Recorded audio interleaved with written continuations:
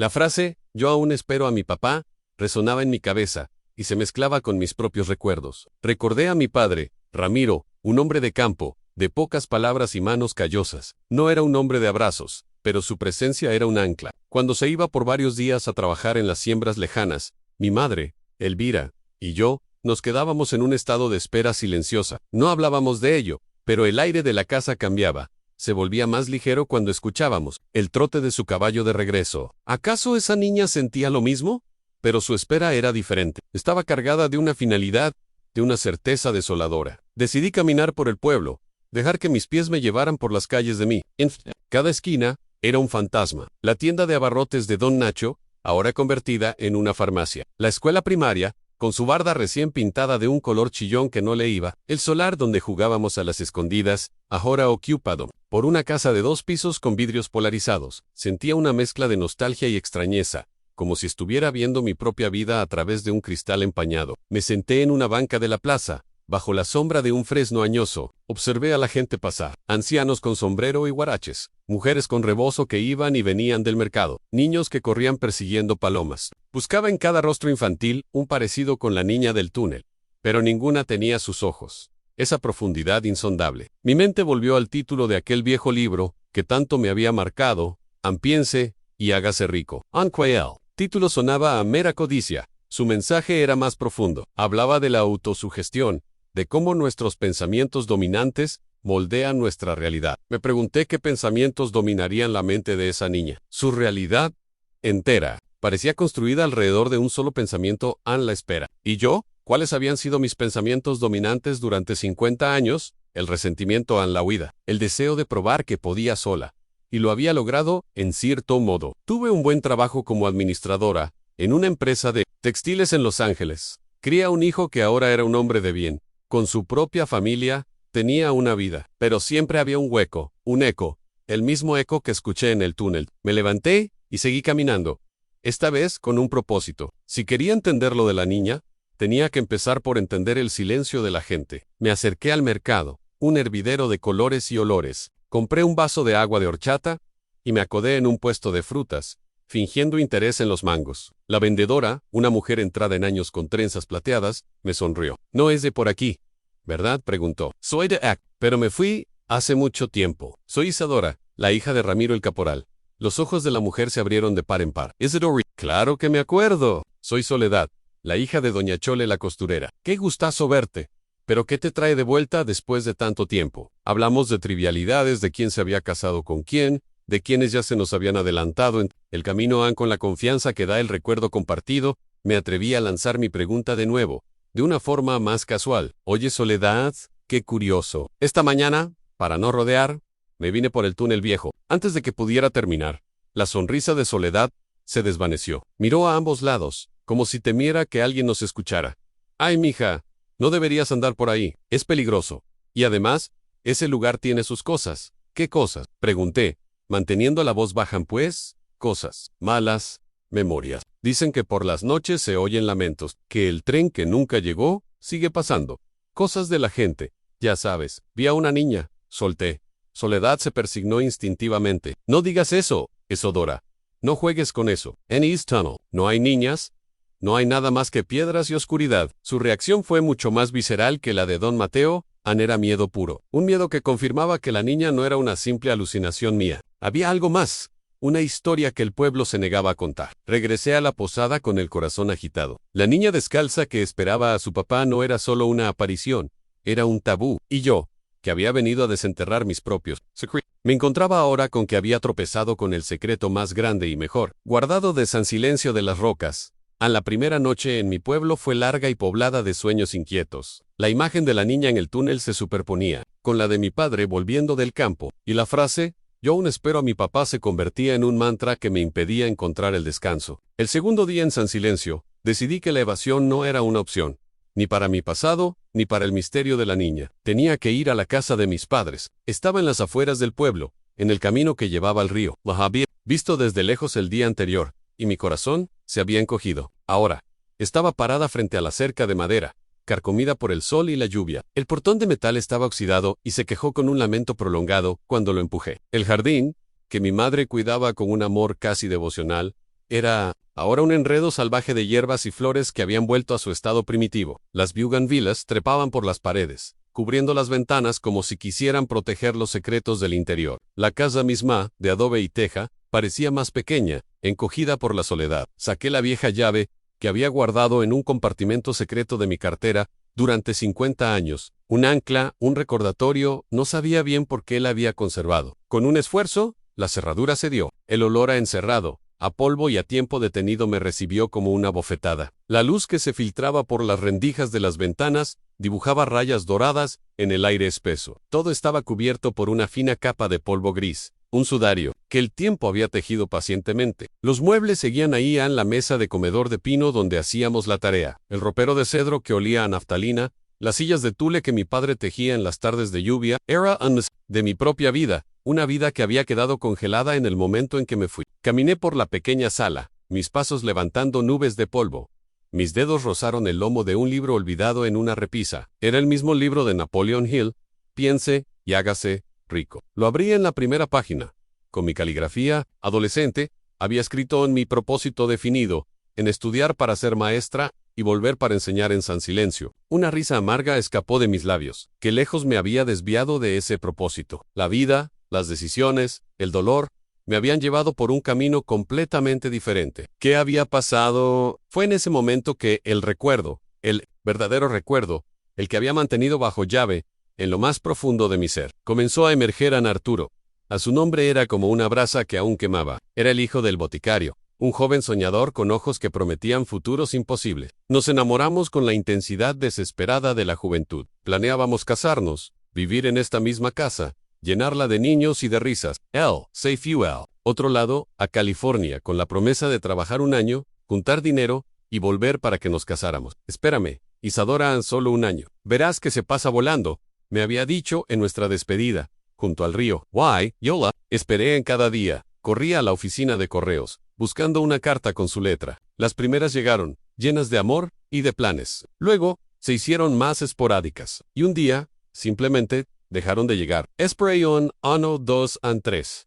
La espera se convirtió en humillación. Los murmullos del pueblo, las miradas, lástima. Mi propósito definido, se había transformado en la espera de un hombre que, por la razón que fuera, había decidido no volver. Mi padre, Ramiro, veía mi dolor en silencio. Una noche, se sentó a mi lado en el porche. No dijo nada durante un largo rato, solo miraba las estrellas. Luego, con su voz grave, dijo: mija, hay dos tipos de gente en los que esperan que las cosas pasen, y los que hacen que las cosas pasen. Tú eres de las segundas. No dejes que la espera te convierta en la primera. Y a 6 palabras, en su simpleza, fueron la sacudida que necesité. Una semana después, empaqué mis cosas. Le dije a mis padres que iba a buscar trabajo a la ciudad, en Guadalajara, pero en el fondo, sabía que no volvería. Mi huida no fue solo por el corazón roto, fue por el orgullo herido, por la necesidad de demostrarle a Arturo, al pueblo y a mí misma, que yo no necesitaba esperar a nadie. Y ahora, parada en medio de esta casa fantasma, entendí la conexión. La niña del túnel y yo, aún espero a mi papá. Ella era el espejo de lo que yo había sido, de la parte de mí que había intentado aniquilar. Su espera era pura, inocente. La mía se había agriado, se había convertido en resentimiento. Tal vez por eso su imagen me perseguía, porque ella representaba una versión de la espera que yo no había sabido o no había podido sostener. Solidí la casa, cerrando la puerta a mis espaldas. Necesitaba aire, necesitaba respuestas. Decidí que mi nuevo propósito, mi misión aquí y ahora, era descubrir la historia de esa niña. No por curiosidad, sino por una necesidad profunda. Si podía entender su espera, tal vez podría perdonar la mía. Volví a la posada y busqué a don Mateo. Lo encontré en el patio, regando los geranios. Don Mateo, necesito que me hable con la verdad, le dije, sin rodeos. La niña que vi en el túnel, sé que no es una alucinación. Soledad, la del mercado, se asustó cuando se la mencioné. ¿Quién es? ¿Qué pasó en ese túnel? Don Mateo suspiró, dejando la regadera en el suelo. Se secó las manos en el mandil y me señaló una de las bancas de hierro. Cientauchi, Isadora. Es una historia vieja y triste, una que el pueblo prefiere no recordar. Su voz, de tono, volviéndose confidencial, hace como unos, ¿qué será? Unos 15 años, más o menos. Hubo una temporada de lluvias muy fuerte, como nunca se había visto. La montaña se reblandeció. En ese entonces, todavía había gente que usaba el túnel para acortar camino. sobre todo los que trabajaban en las minas de arena del otro lado del cerro. Hizo una pausa, como si buscara las palabras adecuadas. Una tarde, un grupo de hombres venía de regreso. Se desató un aguacero de repente, y entonces pasó. Una parte del cerro se desgajó, justo a la entrada del túnel en un derrumbe. Silo. La boca del túnel, con toneladas de roca y lodo. Sentí un escalofrío, y los hombres quedaron atrapados adentro. Aaron Sinker. El pueblo entero se volcó a ayudar. Con picos, con palas, con las manos. Trabajaron día y noche, pero era imposible. La montaña había hablado. Después de una semana, tuvieron que darse por vencidos. No se recuperó ningún cuerpo. El tunnel se convirtió en su tumba. La historia era terrible. Una tragedia como tantas otras que ocurren en estas tierras. ¿Y la niña? Pregunté, con un nudo en la garganta. Uno de los hombres que quedaron atrapados era un joven llamado Ricardo. Un buen muchacho, trabajador, tenía a su esposa, Alma, y a una hijita de apenas 5 años. La pequeña se llamaba Luz. Ricardo adoraba a esa niña. Todos los días, cuando volvía del trabajo, la niña corría a encontrarlo a la salida del túnel. Era su ritual. Mi corazón se detuvo Luz en un hombre tan lleno de esperanza para una historia tan oscura. Después de la tragedia, continuó. Don Mateo, la madre Alma, perdió la razón. El dolor fue demasiado para ella. Unos meses después, se fue del pueblo. Nadie supo a dónde. Simplemente desapareció, dejando a la niña con su abuela. Y la niña, la pequeña Luz, nunca aceptó que su papá no iba a volver. Siguió yendo al túnel todos los días. Al principio, la gente trataba de decirle, de explicarle, pero ella no escuchaba. Solo decía una cosa. Don Mateo me miró a los ojos, y en su mirada vi el reflejo de la tristeza de todo un pueblo. Decía, yo aún espero a mi papá. Con el tiempo, la gente se cansó, dejaron de verla. En una especie de fantasma, una leyenda, una herida que el pueblo decidió ignorar para poder seguir viviendo. Entonces, no era un fantasma, era una niña de carne y hueso, atrapada en un tiempo que se detuvo el día del derrumbe. Una niña que ahora tendría unos 20 años. Pero, en mi mente, y seguramente en la suya, seguía siendo la pequeña de vestido gastado y pies descalzos. La niña que yo vi no era una niña de 7 años. Era una joven mujer, pero su dolor, su espera, la habían mantenido pequeña, congelada. Crucé el túnel antes del amanecer, y una niña descalza me dijo, yo aún espero a mi papá. La frase ahora tenía un peso insoportable. Era el epitafio de una vida en pausa, y sentí, con una certeza que me heló la sangre, que mi llegada a San Silencio no era una coincidencia. Mi viaje de regreso a mi propio pasado estaba inextricablemente ligado al destino de Luz, la niña que vivía en un túnel de oscuridad, esperando una luz que nunca llegaría. La revelación de Don Mateo me dejó sin aliento. Luz no era un espectro, sino una persona real, una joven mujer cuya vida se había quedado anclada en una tragedia de hacía 15 años. La niña que yo había percibido no era una alucinación, sino la manifestación de un dolor tan profundo que había detenido el tiempo para ella. Mi misión, mi propósito definido, se solidificó en ese instante con la claridad del cristal. Ya no se trataba de mí, ni de mis viejas heridas, se trataba de ella. Tenía que encontrar a Luz, tenía que entender no solo su historia, sino su presente. El libro de Napoleon Hill hablaba de la necesidad de un plan organizado para alcanzar cualquier meta. Mi meta era clara, pero el plan era una nebulosa. ¿Cómo acercarme a alguien que vivía en su propio mundo, una realidad tejida con los hilos de la esperanza y la negación? ¿Cómo hablarle a una joven que, en su mente, seguía siendo una niña esperando a su padre a la salida de un túnel? Decidí que mi primer paso debía ser actuar con la mayor naturalidad posible, convertirme en parte del paisaje de San Silencio de nuevo, no como una extraña que hace preguntas incómodas, sino como Isadora, la hija de don Ramiro que ha vuelto a casa. Comencé a frecuentar los lugares que marcaban el pulso del pueblo, el mercado por las mañanas, la plaza por las tardes, la misa de los domingos. Aunque no fuera particularmente devota, saludaba a todos, reavivaba viejas amistades, escuchaba más de lo que hablaba. Compré un rebozo de lana en un puesto y empecé a usarlo, un pequeño gesto que, sin embargo, me anclaba más a ese lugar, que borraba la frontera entre la que se fue y la que había vuelto. Le pedí a Soledad, la vendedora del mercado, que me contara de su familia. Escuché con atención las historias de sus hijos y nietos. Compartí el café de olla que me ofreció. En una de esas conversaciones, mencioné de pasada mi vieja casa.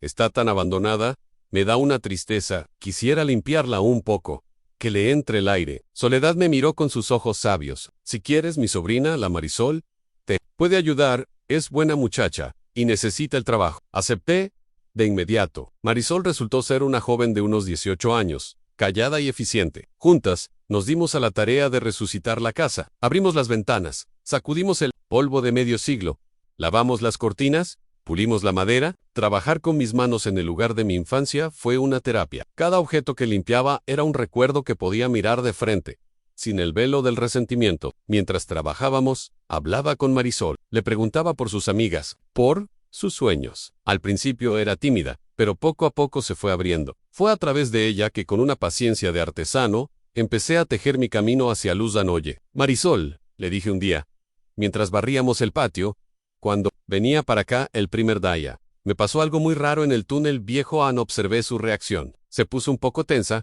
pero no mostró el miedo de los mayores. La curiosidad venció a la superstición. Le conté la historia, la visión de la niña, dijo ella, bajando la voz. Habla de la luz, a la loquita del túnel. El adjetivo me dolió, pero entendí que era la forma en que su generación la había etiquetado, una forma de normalizar lo inexplicable. No está loquita, continuó Marisol, como si leyera mi pensamiento. Bueno, no sea Nes, diferente. A veces baja al pueblo, muy de madrugada, o cuando ya está oscureciendo. Nunca habla con nadie. Solo va a la tiendita de Doña Ilia, compra un poco de pan, queso, y se vuelve a ir. Paga con monedas viejas, pero limpias. Doña Elia dice que nunca le ha faltado al respeto. ¿Y dónde vive?, pregunté, tratando de sonar casual. Con su abuela, Doña Consuelo, allá arriba, pasando el arroyo seco, en la última casa antes de que empiece la subida al cerro. Es una casa muy solitaria. Dicen que la abuela tampoco está muy bien de la cabeza desde la tragedia. Tenía la información que necesitaba. Anel, siguiente paso, era delicado. No podía simplemente aparecer en la puerta de Doña Consuelo. Sería una intrusión, y probablemente me cerrarían la puerta en la cara. Necesitaba una razón, un pretexto legítimo. Mi plan comenzó a tomar forma, una estrategia de acercamiento en círculos concéntricos. Primero, necesitaba ganarme la confianza de alguien del círculo exterior. Recordé a Elena, mi mejor amiga de la infancia. Su familia vivía cerca del arroyo seco. Según me había contado don Mateo, Elena se había casado con un hombre del pueblo y nunca se había ido. Busk, la encontré en su casa, una construcción humilde pero llena de vida, con ropa de niño secándose al sol y el olor a frijoles de la olla emanando de la cocina. Elena me reconoció al instante. Nuestros rostros habían cambiado, surcados por las arrugas de la vida, pero nuestros ojos seguían siendo los mismos. El reencuentro fue un torbellino de emociones, de risas y de lágrimas. Nos pusimos al día con 50 años de vida en una sola tarde. Le conté de mi vida en Estados Unidos, de mi hijo, de mis nietos que solo hablaban inglés, y Mick, de su esposo, fallecido hacía unos años, de sus 4 hijos y su batallón de nietos que llenaban su casa de ruido y alegría. Su vida había sido dura, marcada por la escasez y el trabajo constante, pero estaba impregnada de un profundo sentido, de pertenencia, de raíces, todo lo que a mí me faltaba. Le hablé de mi proyecto de limpiar la casa de mis padres, y le confesé que me sentía sola en la tarea. ¿Por qué no vienes y me ayudas a decidir qué hacer con las cosas de mi mamá? ¿Tú la conocías también?, le dije. Era mi excusa. Sabía que al venir a mi casa, pasaría cerca de la de Doña Consuelo. Durante los siguientes días, Elena se convirtió en mi aliada, sin siquiera saberlo. Juntas, clasificamos las pertenencias de mi madre, en sus vestidos guardados, con bolas de naftalina, su vajilla de ocasiones especiales, sus santos de yeso. Cada objeto era una historia, y en esas historias, encontré el perdón para mis padres, y para mí misma. Entendí que se habían quedado esperando mi regreso, así como yo había esperado el de Arturo. Éramos una familia de esperas incumplidas. Un día, mientras caminábamos de regreso a su casa al atardecer, guié nuestros pasos por el camino que pasaba frente a la casa de Doña Consuelo. Desde lejos, se veía desolada. Un día, llevé conmigo 2 manzanas rojas y brillantes. Me senté en mi roca habitual y puse una de las manzanas sobre la piedra que estaba a medio camino entre nosotras. Luego, empecé a comerme la mía, haciendo un poco de ruido al morderla. Pasaron varios minutos. Luego, por el rabillo del ojo, la vi moverse. Se levantó, caminó lentamente hacia la piedra, tomó la manzana y regresó a su lugar. No me miró, no dijo gracias, pero se comió la manzana. Fue nuestra primera comunión, un pacto sellado sin palabras. Empecé a llevarle pequeñas ofrendas. Cada día una fruta, una flor de mi jardín recién rescatado, una concha de río particularmente bonita. Ella siempre las aceptaba en silencio. Un atardecer, mientras el cielo se incendiaba, decidí arriesgarme. «Es bonito, ¿verdad?», dije, mirando las nubes en el cielo. «Parece como si estuviera en llamas». Ella no respondió. Pensé que había cometido un error. Poro entonces.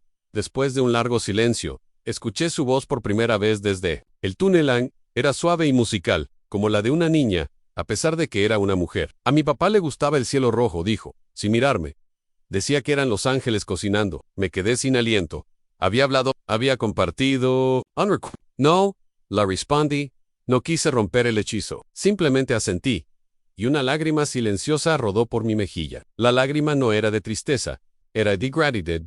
El puente estaba construido. Había llegado al otro lado del río. Ahora, el verdadero trabajo podía comenzar. El trabajo de ayudar a Luz a encontrar un camino para salir de su propio túnel, no olvidando a su padre, sino aprendiendo a llevarlo consigo hacia la luz del día. Mi relación con Luz floreció de la manera más extraña y silenciosa. Nuestros encuentros en el campo de girasoles se volvieron el eje de mis días. Hablábamos poco, pero el lenguaje de las pequeñas ofrendas y la compañía silenciosa era más elocuente que cualquier conversación. A través de frases sueltas, fragmentos de recuerdos que ella dejaba caer como migajas de pan, empecé a reconstruir el mundo a través de sus ojos. Era un mundo donde el tiempo era circular, donde el ayer del accidente era eterno, y el mañana de la vuelta de su padre era una certeza inminente. Su padre Ricardo no era un fantasma, sino una presencia viva, un personaje central en su día a día. A mi papá le gusta que le cante, me dijo una tarde mientras tarareaba una vieja canción de cuna. Dice que mi voz espanta a las sombras del túnel, escucharla hablar, en tiempo presente de un hombre muerto. Hacía 15 años era desconcertante y profundamente conmovedor. Me di cuenta de que cualquier intento de confrontarla con la realidad sería cruel e inútil. Sería como decirle a un creyente que su Dios no existe. Su fe en el regreso de su padre era el andamiaje que sostenía su cordura. Destruirlo sería destruirla a ella. Recordé un principio fundamental del libro de Hill. No se puede obligar a nadie a pensar de cierta manera, pero se le puede guiar para que descubra nuevas perspectivas por sí mismo. Mi estrategia no podía ser la de la demolición, sino la de la construcción. Tenía que construir un puente entre su mundo y el mundo exterior. Un puente lo suficientemente fuerte para que ella, si así lo decidía, pudiera cruzarlo. Mientras mi lazo con Luz y Consuelo se fortalecía, mi otra investigación, la de la verdadera causa del derrumbe, también avanzaba, aunque de forma subterránea. La idea del sindicato y la posible implicación de la compañía minera no me tillaba en. Decidí que necesitaba más información, pero sabía que la gente del pueblo no hablaría. El miedo seguía siendo un centinela muy eficaz. Así que recurrí a la única fuente que no tiene miedo en los archivos muertos. En la pequeña presidencia municipal, había un cuarto trasero lleno de legajos polvorientos y expedientes olvidados. Le dije al joven secretario, un sobrino lejano de Elena, que estaba haciendo una investigación sobre la historia de mi familia para mis nietos en Estados Unidos. La excusa funcionó. Me dejó sola en ese cementerio de papel durante horas. Fue un trabajo tedioso. Revisé actas, registros de propiedad, permisos de construcción. La mayoría era burocracia inservible, pero en una caja de cartón que contenía documentos de la época del derrumbe encontré algo. No era una prueba contundente, pero era una anomalía. Un informe geológico solicitado por la propia compañía minera, fechado 6 meses antes del derrumbe. El informe era técnico y difícil de entender, pero algunas frases estaban subrayadas en lápiz. Hablaba de inestabilidad del terreno en la boca norte del túnel, riesgo elevado de deslizamiento durante la temporada de lluvias. Recomendaba el cese inmediato de paso y la construcción de un muro de contención en la compañía. Sabían que el túnel era una trampa mortal y no hicieron nada. ¿Por qué? La respuesta más lógica era el dinero. Cerrar el túnel y construir un muro habría costado una fortuna y habría retrasado sus operaciones. Pero había algo. MS, en el margen del informe, una anotación casi ilegible, hecha con una letra diferente en Ariane 5. Reunión pendiente con el grupo. Amenaza de paro en Ariane 5. Ricardo Varela. El padre de Luz no era solo un líder sindical, era una amenaza. El derrumbe, convenientemente, había eliminado esa amenaza y a 4 de sus compañeros más cercanos. No fue solo negligencia, fue, muy probablemente, un asesinato encubierto, como un acto de Dios. La sangre se me heló en las venas. Esto cambiaba todo. La historia de Luz no era solo una tragedia personal, era una injusticia atroz. El del pueblo no era solo por el dolor, era por un miedo sembrado y cultivado por gente poderosa.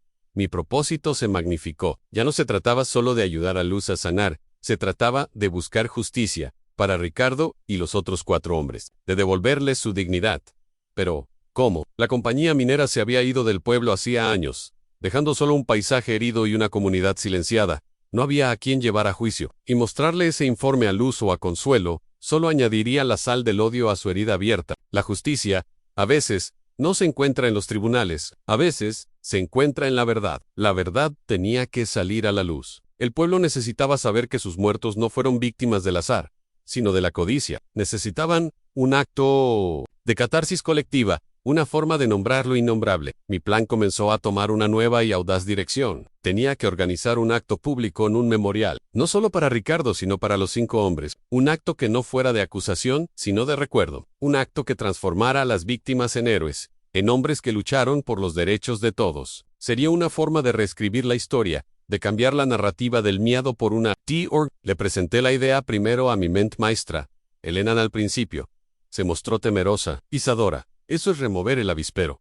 La gente no va a querer, van a tener miedo. El miedo se combate con la unión. Elena, le argumenté, usando la misma lógica persuasiva que había aprendido a admirar. No vamos a señalar a nadie. Solo vamos a honrar a nuestros muertos. Vamos a poner sus nombres en una placa, en la plaza, para que nadie los olvide, para que nuestros nietos sepan que aquí hubo hombres valientes. Elena, con su profundo sentido de la comunidad, finalmente vio la lógica y la bondad en la idea. Se convirtió en mi principal operadora. Juntas, empezamos a hablar con las familias de los otros 4 hombres. Al principio, encontramos resistencia, la misma costra de miedo y resignación. Pero con paciencia, con persistencia, la idea empezó a germinar. Hablamos con el cura, un hombre joven y de mente abierta, que vio en el memorial una oportunidad para la sanación espiritual de su rebaño. Hablamos con el presidente municipal, quien, al ver que el movimiento cobraba fuerza, no tuvo más remedio que apoyarlo. El proyecto se convirtió en una bola de nieve. La gente del pueblo, al ver que otros se unían, empezó a perder el miedo. El deseo de honrar a sus muertos fue más fuerte que el silencio impuesto. Se formó un comité, se organizaron colectas para pagar una modesta placa de bronce. El pueblo, por primera vez en 15 años, estaba hablando del derrumbe, compartiendo recuerdos de los hombres perdidos, contando anécdotas, llorando juntos. Estaban sanando. Mi única preocupación era Luz. ¿Cómo reaccionaría a todo esto? Un memorial público significaba reconocer que su padre estaba muerto. Era el choque frontal con la realidad que yo había tratado de evitar. Fui a hablar con Consuelo, la expliqué mi plan. Le mostré una copia del informe geológico. Sus ojos se llenaron de una furia fría y antigua. Lo sabía, susurró. Sabía que esos malditos lo habían matado. Le pedí que no dijera nada del informe. La verdad saldrá a su manera, Consuelo. Ahora lo importante es honrarlo y ayudar a Luz a entender. Decidimos que yo sería quien hablara con Luz. La encontré, como siempre, en su santuario de girasoles. Me senté a su lado, más cerca que de costumbre. Luz, empecé, con el corazón en un puño. El pueblo va a hacer algo muy bonito. Un homenaje para tu papá y sus compañeros. Van a poner sus nombres en una placa en la plaza, para que todos sepan lo valiente que fue. Ella siguió mirando al frente, hacia la cicatriz del túnel en la montaña. Mi papá no está muerto, dijo, con la misma certeza de siempre. Está trabajando, va a volver. Lo sé, respondí, y esta fue la parte más difícil y más importante de mi plan. Lo sé, y cuando vuelva, se va a poner muy orgulloso de ver su nombre en la plaza. Va a ver que nadie lo olvidó, que todo el pueblo lo estuvo esperando con nosotros. Me arriesgué a usar el nosotros. La incluí a ella, y me incluye a mí. No negué su realidad, la expandí. Le di un nuevo significado a su espera. Ya no era una espera solitaria, era una espera compartida por toda la comunidad. Su espera se convertía en un acto de memoria. No denegation. Luz se quedó en silencio. Por su rostro no cruzó ninguna emoción visible, pero sus manos, que siempre estaban quietas en su regazo, comenzaron a arrancar nerviosamente los pétalos de un girasol seco. Algo dentro de ella se estaba moviendo. La tierra bajo sus pies, que había estado congelada durante 15 años, comenzaba a temblar. El día del memorial llegó. San Silencio estaba transformado. El día del memorial amaneció claro y brillante. Un cielo de un azul intenso, que parecía lavar la tristeza acumulada en el aire de San Silencio. La plaza del pueblo, normalmente un lugar de paso y de charlas ociosas, se había convertido en un santuario a cielo abierto. La gente empezó a congregarse desde temprano, vestidos con sus mejores ropas, las mujeres con rebozos oscuros, los hombres con sombreros limpios. Había un ambiente de solemnidad, pero también de liberación, como si un peso invisible estuviera a punto de ser levantado de los hombros de la comunidad. En el centro de la plaza, sobre un pequeño pedestal de cantera construido por los propios albañiles del pueblo, esperaba la placa de bronce, cubierta por un paño blanco. A su lado, 5 sillas vacías, una por cada hombre. Elena Mayer, el cura, el presidente municipal y yo estábamos de pie cerca del pedestal, sintiendo la energía de la multitud. Mis ojos buscaban ansiosamente entre la gente. Vendrían, y entonces las vi, caminando lentamente desde la calle que llevaba al río. Venían doña Consuelo y Luz en Consuelo, erguida y digna en su vestido negro, sostenía del brazo a su nieta. Luz caminaba con la cabeza gacha, su rostro oculto por la cortina de su cabello oscuro. Llevaba un vestido blanco, sencillo pero inmaculadamente limpio, y, por primera vez, unos guaraches nuevos en sus pies. El murmullo de la gente se apagó. Cuando entraron a la plaza, las miradas se posaron en ellas, pero ya no eran miradas de lástima o de miedo, eran miradas de respeto, de reconocimiento. Les abrieron paso y las guiaron hasta la primera fila. La ceremonia fue sencilla y poderosa. El presidente municipal dijo unas palabras torpes, pero sentidas sobre la importancia de la unidad. El cura rezó un responso, y su voz resonó en el silencio absoluto. Luego Elena, representando a las mujeres del pueblo, leyó los 5 nombres. En voz alta, clara y firme: Angacinto, Pedro, Manuel, Efraín. Why Ricardo, con cada nombre, una mujer, una viuda, una hija, una hermana, se adelantaba y colocaba un ramo de cempasúchil en una de las sillas vacías. Cuando Elena dijo Ricardo, Consuelo apretó el brazo de Luz, pero fue la propia Luz, quien, con un movimiento lento y deliberado, se levantó, caminó hacia la silla vacía que representaba a su padre, y colocó sobre ella un único girasol, grande y radiante. Fue un gesto de una fuerza simbólica inmensa. No era un adiós, era una ofrenda. Era reconocer su ausencia sin traicionar su memoria. Entonces, llegó mi turno de hablar. Me acerqué al pequeño atril que habían improvisado. Miré los rostros de la gente de mi pueblo. Vi el dolor, la pérdida, pero también vi la resiliencia, la fuerza que nace de la tierra y de la fe. No había preparado un discurso, decidí hablar desde el corazón, usando los principios de la comunicación que había aprendido no para manipular, sino para conectar. Mi amo es Adora, y soy hija de esta tierra. Empecé. Como muchos de ustedes, yo también, say lo, que es esperar a la vida, está hecha de esperas. Esperamos la lluvia, esperamos la cosecha, esperamos el regreso de los que se van lejos. La espera puede ser una bendición, una dulce esperanza que nos mantiene vivos, pero a veces, la espera puede convertirse en una cárcel, en un túnel oscuro del que no encontramos la salida. Mientras hablaba, mi mirada se encontró con la de Luz. Ella había levantado la cabeza y me estaba mirando directamente. «Hoy, no estamos aquí para recordar una tragedia», continué, mi voz ganando fuerza. «Estamos aquí para celebrar la vida de 5 hombres valientes. Hombres que, como Ricardo Varela, no solo trabajaban para llevar el pan a su casa, sino que soñaban con un futuro más justo para todos. No murieron en vano, murieron luchando por una idea. Y esa idea no está enterrada en el túnel. Y esa idea está viva, aquí mismo, en esta plaza. Está en nuestra unidad, en nuestro valor para nombrar la verdad, en nuestra decisión de no olvidar. La mejor manera de honrar a los que se fueron», dije, mi voz suavizándose, «no es quedarnos, esperándolos en la oscuridad. Es tomar su luz, su recuerdo, su ejemplo, y llevarlo con nosotros hacia el futuro.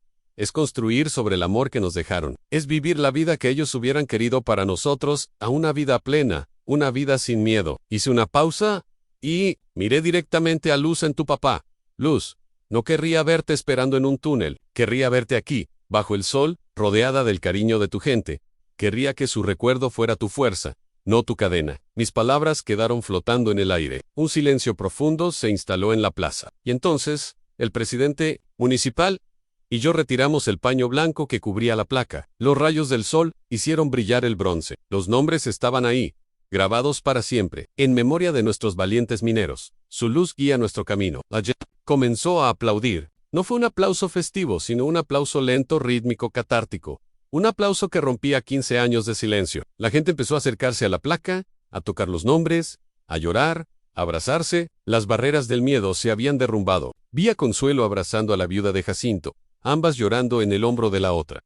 La sanación había comenzado. Busqué a Luz, pero ya no estaba en la primera fila. La encontré apartada cerca del kiosco, observando todo con una expresión. Me acerqué a ella. «¿Estás bien?», le pregunté. Ella no me miró. Su vista estaba fija en el tumulto de gente alrededor de la placa. «Toda esta gente», susurró.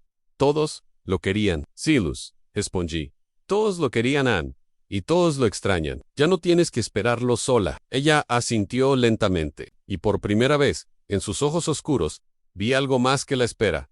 Vi una chispa de comprensión. Vi el amanecer después de una larga noche. Los días que siguieron al memorial fueron como despertar de un largo sueño para San Silencio.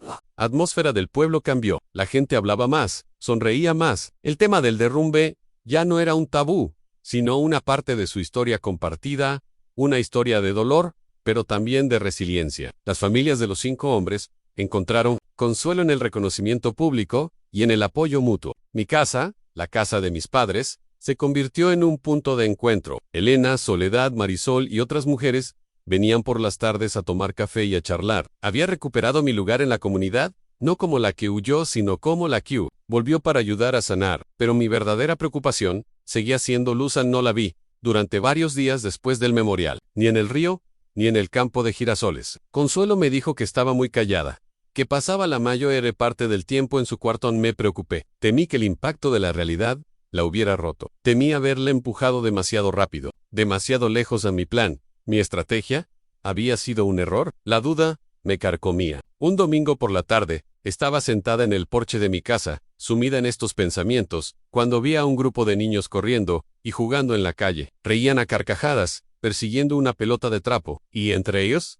corriendo con una torpeza encantadora, como si sus pies no estuvieran acostumbrados a jugar. Estaba Luz. Llevaba el mismo vestido blanco y sus guaraches. Su cabello estaba recogido en una trenza mal hecha. Estaba jugando. No hablaba, no gritaba como los otros niños, pero estaba allí, formando parte del juego, de la vida. Se tropezó y cayó. Por un instante, mi corazón se detuvo. Pero antes de que pudiera levantarme, uno de los niños más pequeños se acercó, le tendió la mano y la ayudó a levantarse. Ella aceptó la mano, se sacudió el polvo de las rodillas y siguió corriendo. En ese momento, vi a ella sonreír. Una pequeña, tímida, pero genuina. Una sonrisa que iluminó su rostro y pareció borrar años de tristeza. Me vio mirándola desde el porche. Nuestra mirada se cruzó a través de la distancia.